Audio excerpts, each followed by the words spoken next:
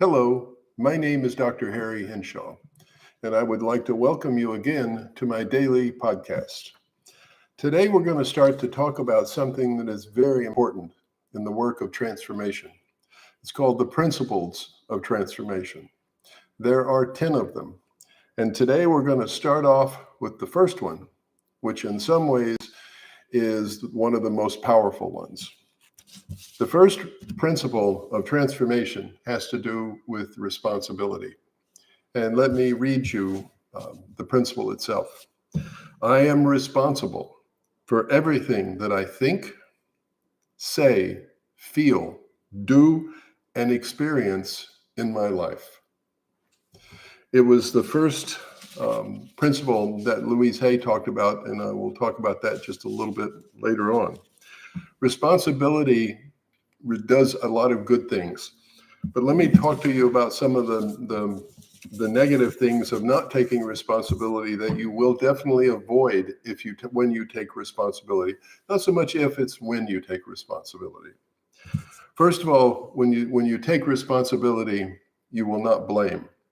You will not blame yourself, or you will not blame others, because the truth is you're responsible for everything that gets created in your life, everything you experience. The second one is that as a result of not blaming, you won't be playing victim.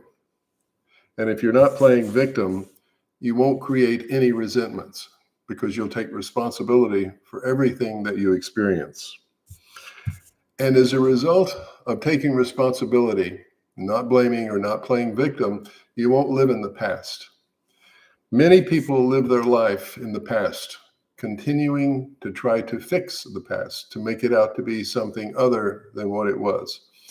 And responsibility, you live in the present, fully in the present.